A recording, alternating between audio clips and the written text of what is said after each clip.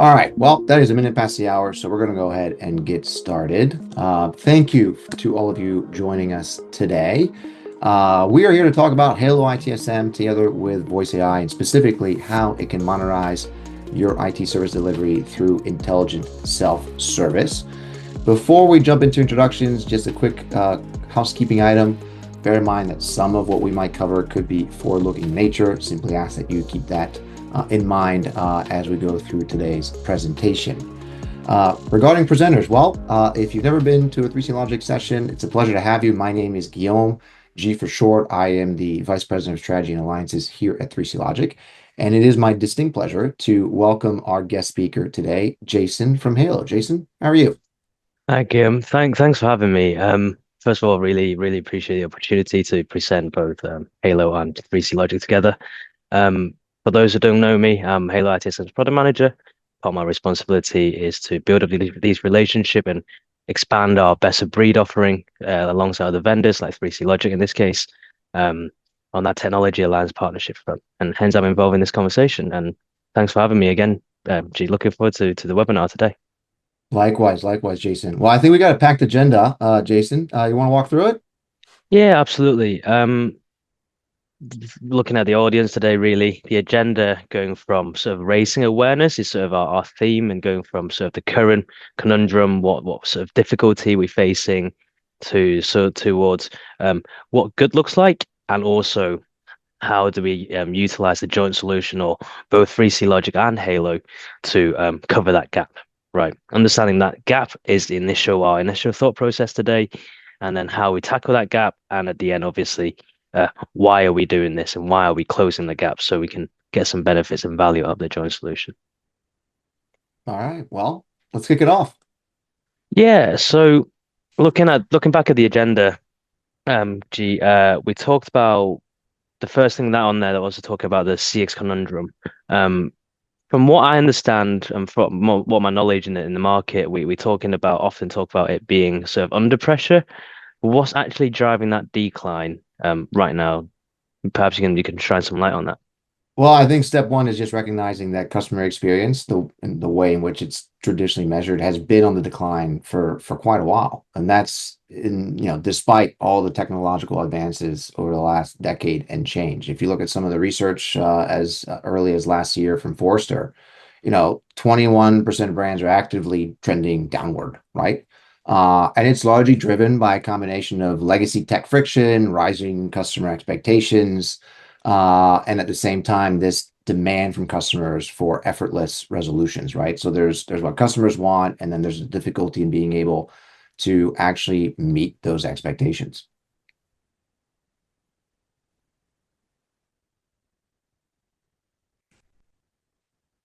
When you move forward after that, Cool. So when you're talking expectation, what's behind it? Is it more technology or um, sort of customer expectation changing overall across the board, or is there specific that we specific area aspect that we're looking into?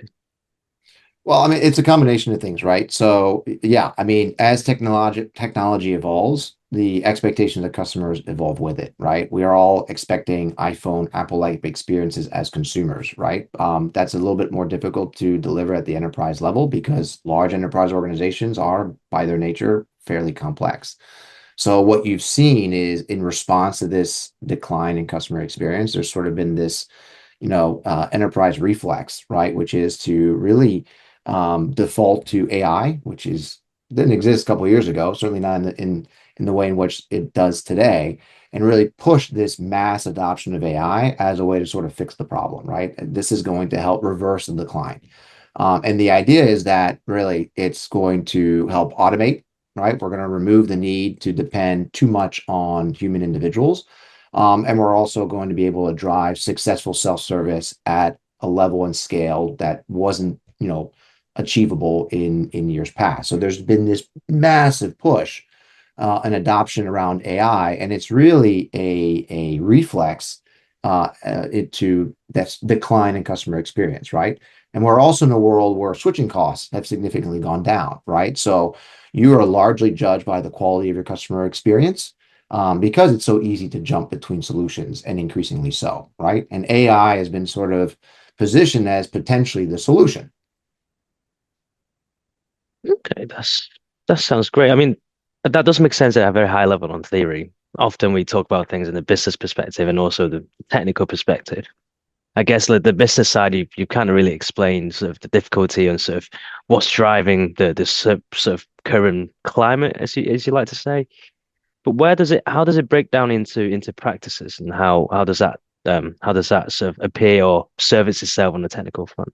Well, I would argue there's a bit of an execution gap, maybe AI disillusionment. I'm not suggesting that AI, I mean, we're going to be talking about AI and its role in terms of voice and together with Halo and the impact that it can deliver. But arguably maybe the pendulum has swung too far. What you're finding is that there's a lot of AI projects that are failing, right?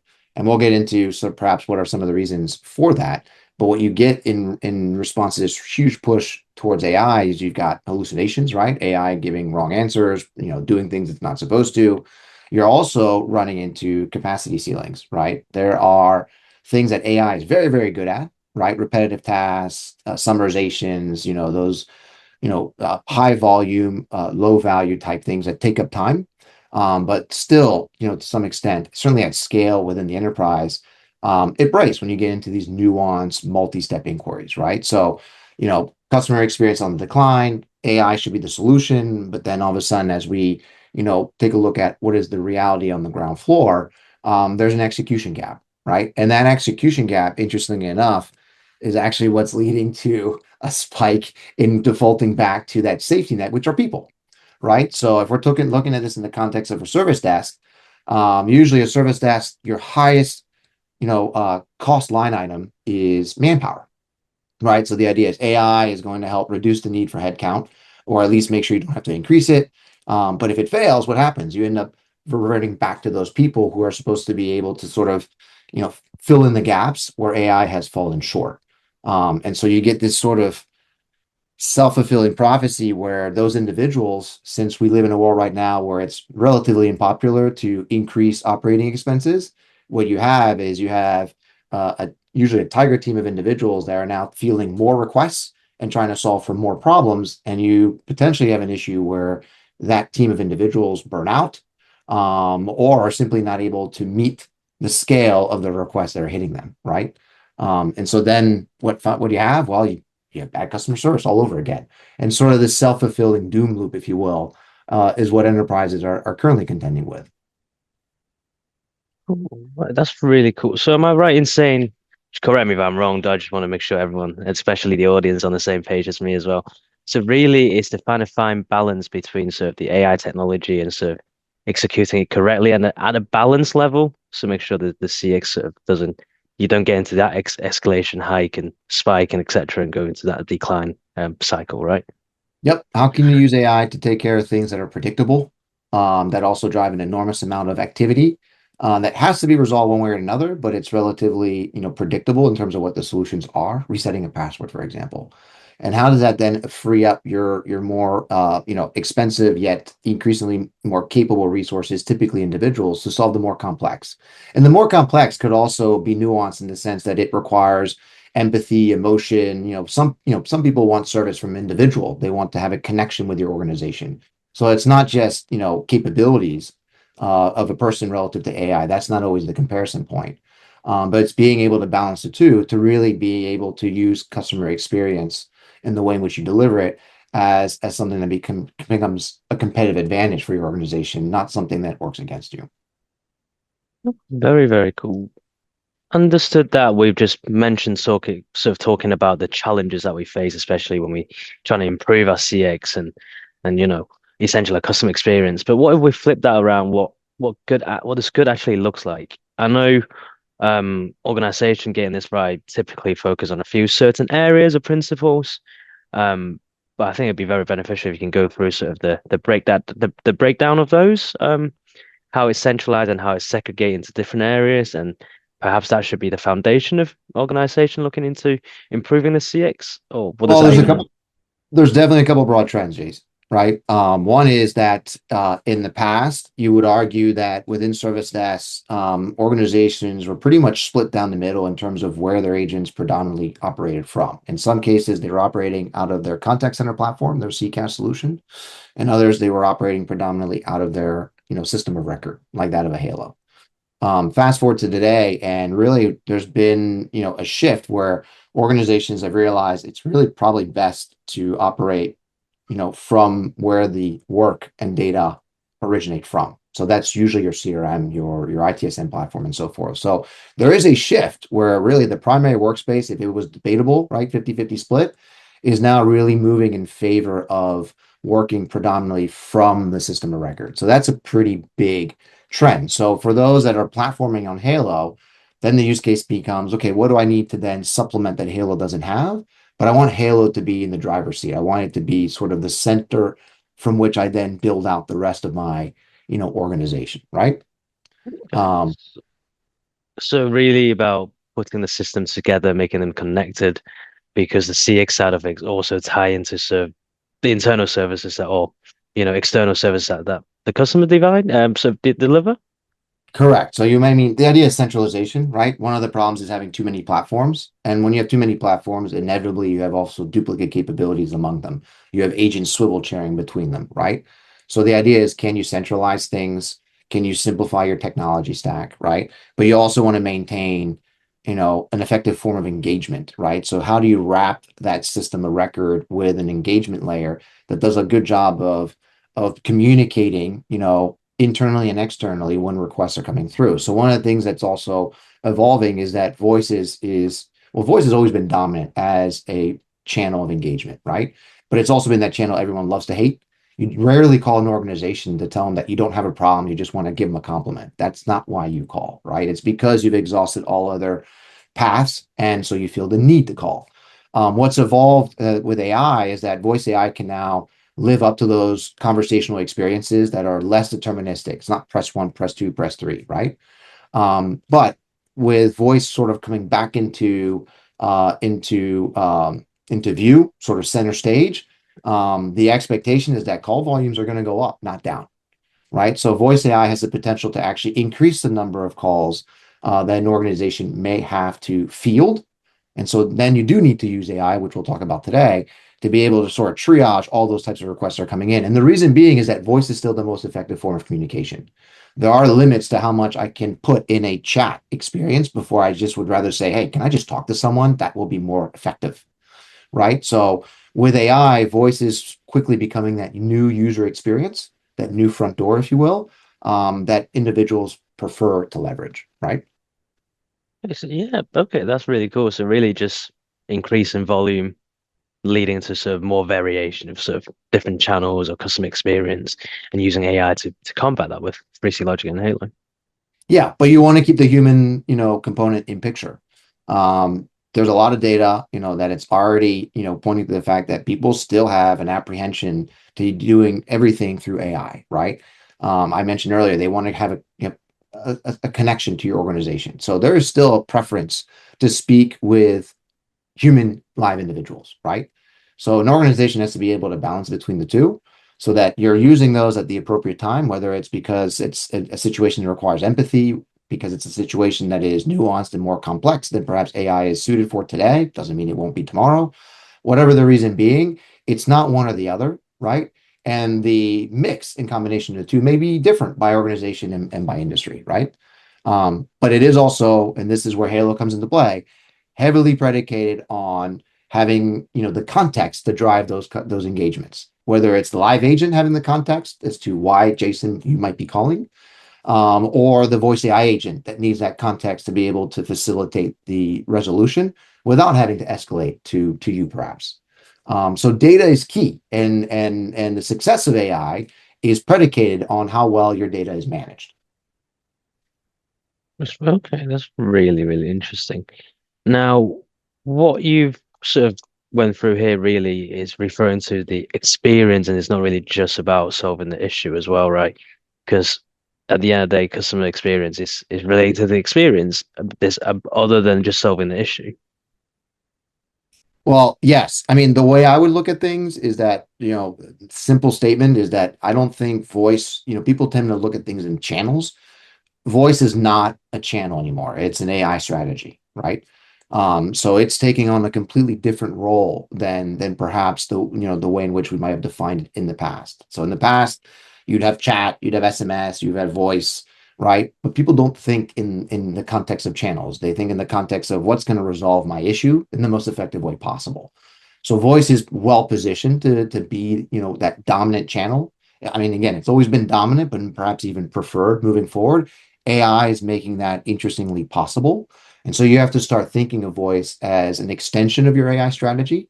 So when you're looking at the Halo platform, right? Halo comes, out of the box with Halo, AI capabilities.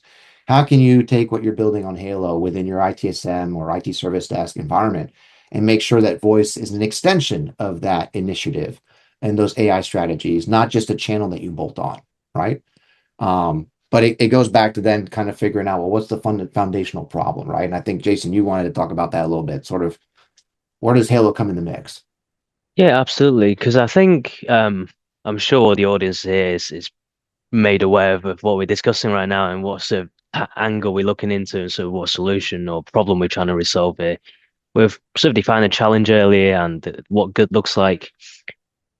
Okay, great. Everyone's got the knowledge, but what is actually stopping enterprise in doing that? I think that's what enterprise is struggling with. Perhaps it's a resourcing things, perhaps it's multitude of problems or issues or roadblocks internally. What kind of trends do you see typically, G, in implementing AI strategy with sort of like the customer service side and the voice channel side of things? Well, I mean, look, to some of my earlier points, if you have one too many platforms, and every platform now wants to be the center of the universe, they want to be your system of record. So you've got, as a customer, you get stuck in this tug of war between the, self-interests of the platforms and the vendors that you're procuring services from, right?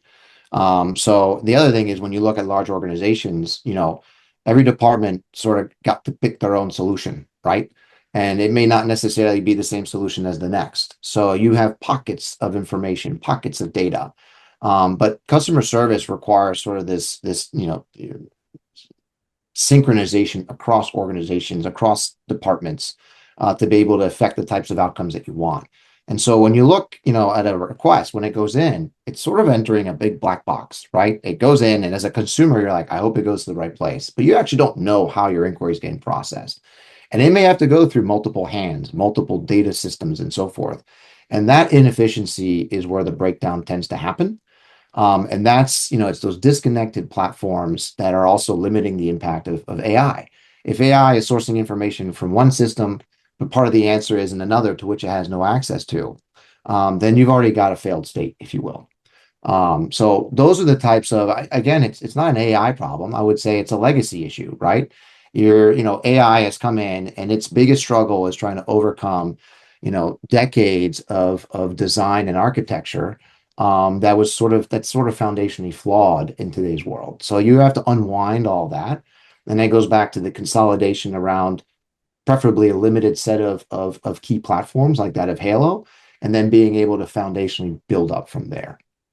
Okay, so really Halo is being introduced here as the sort of centralized platform, tackling the sort of the first pillar we discussed about sort of centralizing, being the foundation really. uh, bring together not just your tickets, but also your customer data, your workflows, and your sort of CX processes, etc. So rather than having it sit in multiple tools, everything is unified together in one. Now, how does that extend into the versatility across channels then? Well, so channels can become an extension of that, motion, right? So if you look at sort of an architectural view, right? If Halo, to your point, Jason, is that data and workflow, that system, single platform, right? One data model. Then what you can do is all of a sudden you have the ability to layer on top, your contact center. In this case, we're specifically focusing on voice AI, but your engagement layer becomes an extension of your actionable layer, right?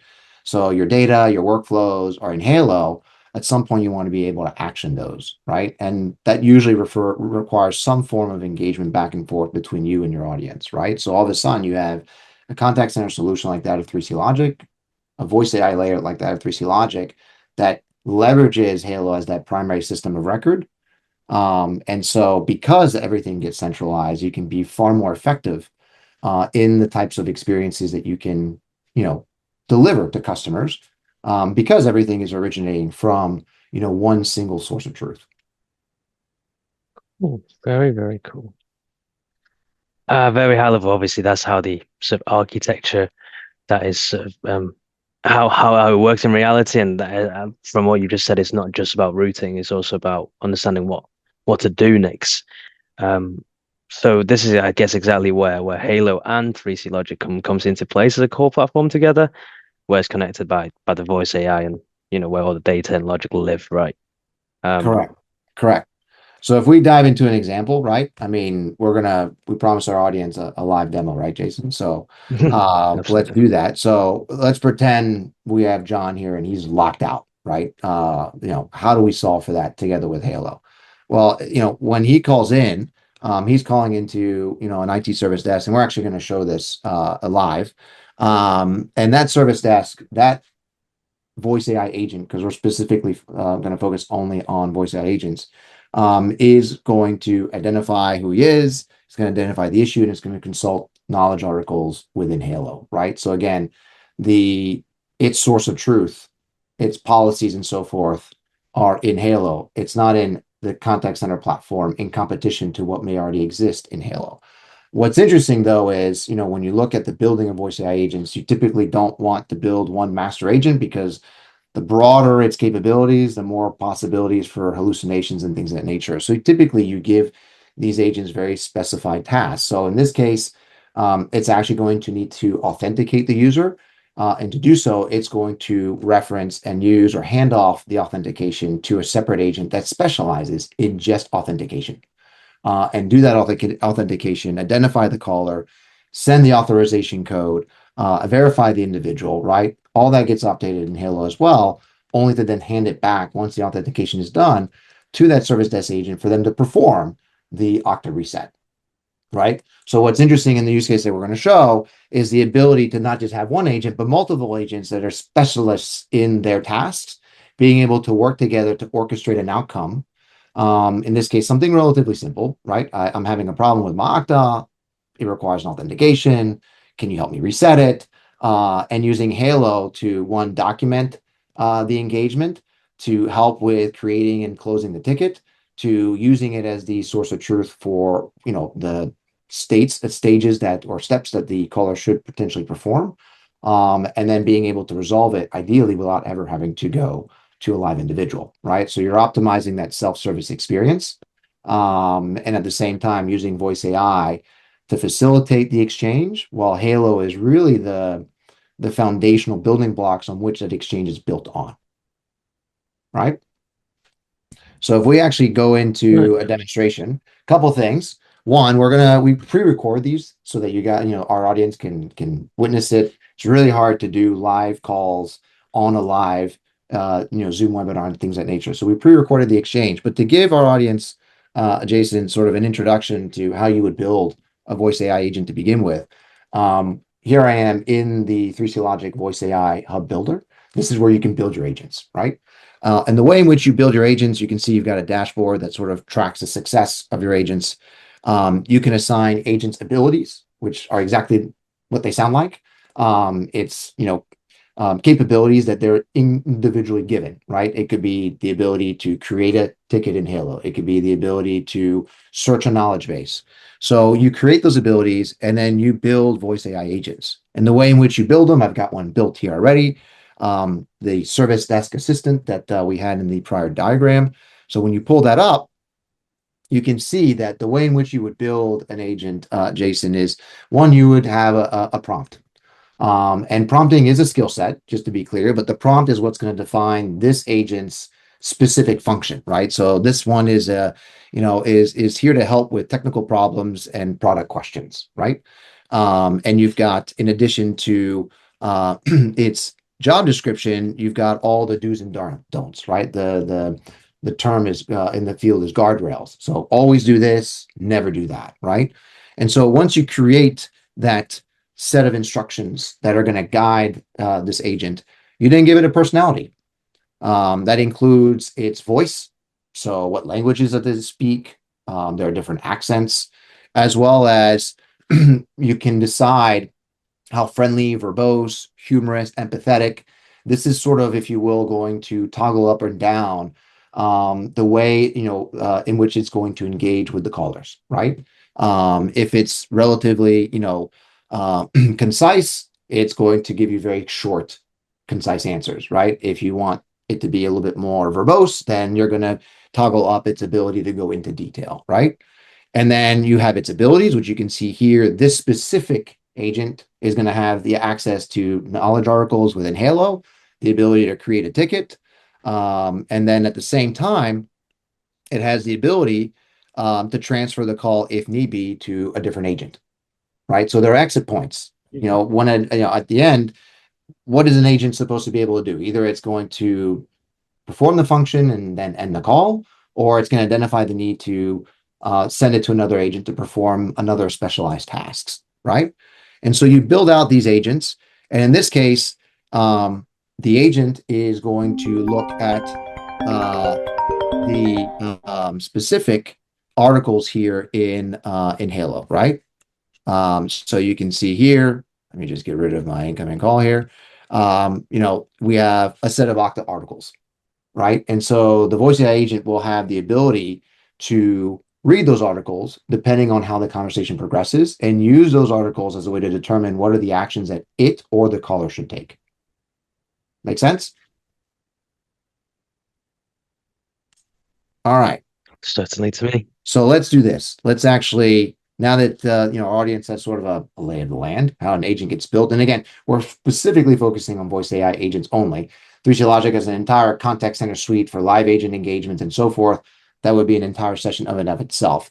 But let's go ahead and play this out and let our audience experience. Now they have an idea of how an agent is built. Let's experience what that might sound like. Thank you for contacting 3C Logic Global Service Desk. I am Sophia. How may I assist you today? Yeah, I seem to be locked out due to Okta. I'm sorry to hear you're locked out due to Okta. Could you please tell me what error message you are seeing when you try to log in? Also, is this issue affecting just you or others as well? And when did this problem start? It started today when I switched computers from my normal work computer. I seem to be the only one impacted. The error message I'm seeing is unable to log in due to untrusted device or location. I'm checking our knowledge base for solutions related to Okta login issues from untrusted devices or locations. This Okta login error happens because Okta blocks sign-in attempts from new or multiple locations as a security measure. Here's what you can do to fix it. Log into Okta from another working device, if possible. Click your profile and go to Settings. Navigate to Security Methods. Enable or manage trusted location access by adding your current location. Save the changes and try logging in again. Instead of going through these steps yourself, if you verify your identity, I can enable and add this location to your trusted device list on your behalf. Would you like me to help you with that? Yeah, that'd be great. A member of our team will verify you, and once that's done, we can get this sorted right away. Hi there. I'm here to verify your identity. Shall I go ahead? Yes.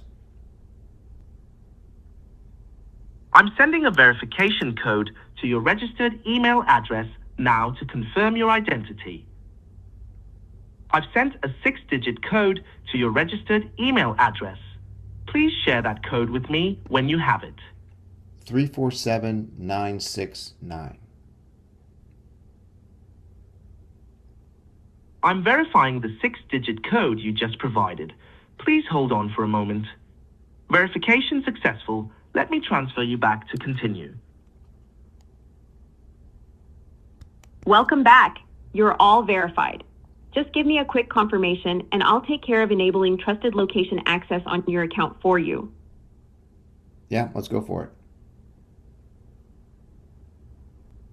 I'm updating your account now to add your current location as a trusted one. That's been enabled on your account. You should now be able to log into Okta from your new device. Is there anything else I can help you with? No, that's it. I will go ahead and raise a ticket summarizing everything we have covered today for your reference going forward. Your ticket number is 3168. It was a pleasure helping you today. Take care and have a great day. Goodbye.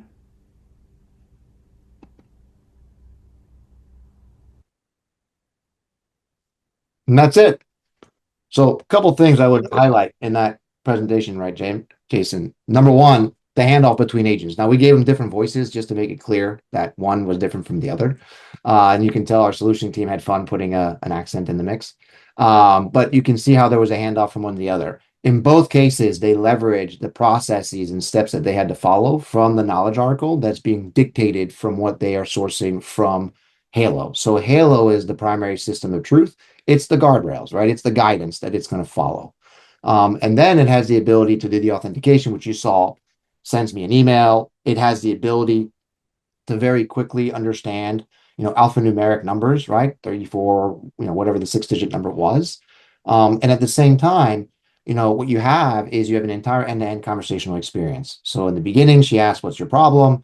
How long has it been going on? Are you the only one affected? So multifaceted questions, if you will, in one sitting, to which I can respond in any order, as opposed to deterministic workflows that we're usually used to, right? Where it's, yes or no questions, press 1 or 2 or 3, and you have to go through a series of what seems like a very lengthy interview process.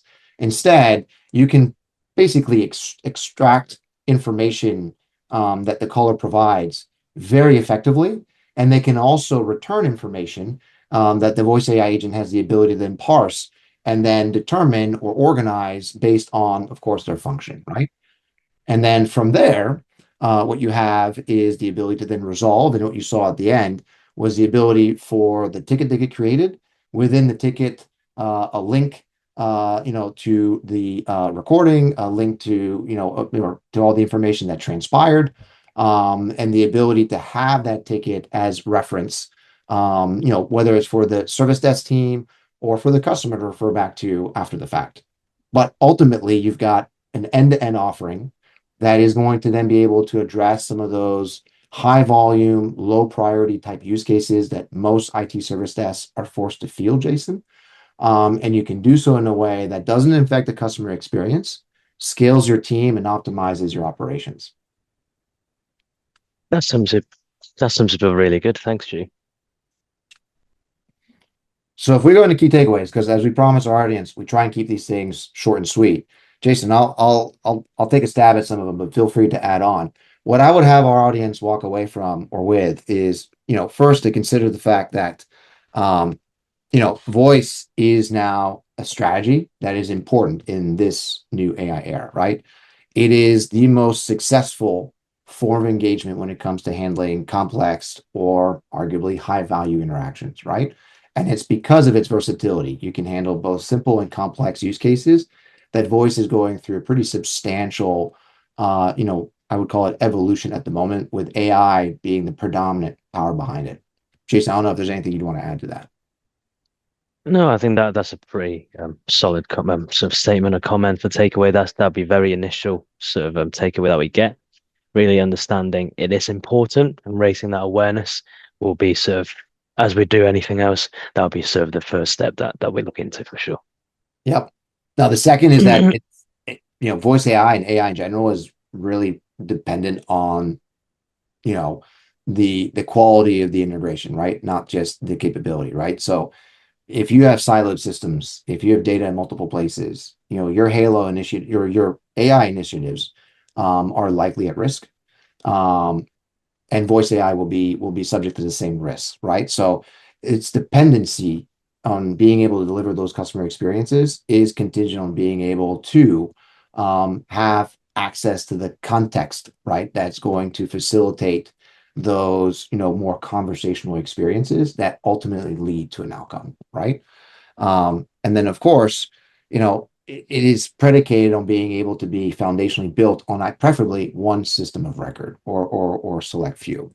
So when you look at Halo plus voice AI, right, you're connecting intent with action, right? And so it's not just automation, right? You're enabling an end-to-end solution, right? And that's where we're very excited about what we, are working on with Jason, you and your team at Halo, is the ability to make sure that voice now becomes a woven part of anybody's, Halo transformation, so that we're not just addressing digital channels, but also making sure that if and when people call, and they still do, that AI, call deflection, automation can be done in a way that is foundationally Halo centric. Anything to add? No, absolutely. I think from the key takeaways, really, just understanding it, finding the right tools to make sure that that execution gap that we mentioned earlier can be covered, and following the principles, right? Following the sort of the principle of the pillars that we promoted, and then moving on to the last point, really, to get into action and get the value out of the joint solution between 3C Logic and Halo. Correct. Correct.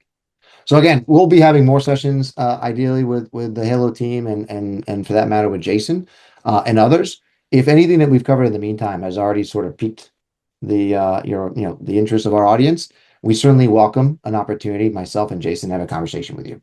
Feel free to reach out directly to the 3C Logic team at info@3clogic.com. Relatively easy to remember. And of course, you can reach out to Jason and the Halo team at info@imaginehalo.com as well. Please recognize that, voice AI and Halo, for Halo, is just the starting point. It is our expectation at 3C Logic to expand that into some of the other capabilities that we bring to bear already in the marketplace, as it extends to the live agent engagement side of the equation, which is everything from, your more traditional contact center capabilities. But in the meantime, we certainly welcome an opportunity to have a conversation. If you think voice AI and Halo could be something transformative or useful to you, give us a call. We'd be happy to explore some of those use cases and determine if that in fact is the case. Jason, any parting thoughts? No, you've covered everything that I wanted to talk about, but do feel free to reach out to either G here or myself or through the email addresses, and then we're happy to pick up the conversation and assist you and sort of looking into how to implement the joint solution as a whole to improve your sort of your customer experience, as well as providing that sort of experience to your users as well, if we're starting from zero. And I guess more importantly, thanks G for having me. Learned a lot today. And I believe our audience did as well, but really understanding the importance of this voice sort of AI-driven solutions are very, very beneficial for us. So thank you. Yep. Looking forward to it, to our audience. Hope we have a chance to have a conversation with you in the future, or perhaps see you in the future. So again, Jason, thanks for attending and joining. And to our team, our audience, thanks for taking the time out of your busy schedule to join us. So with that, we're going to say goodbye, but have a great day to all of you out there.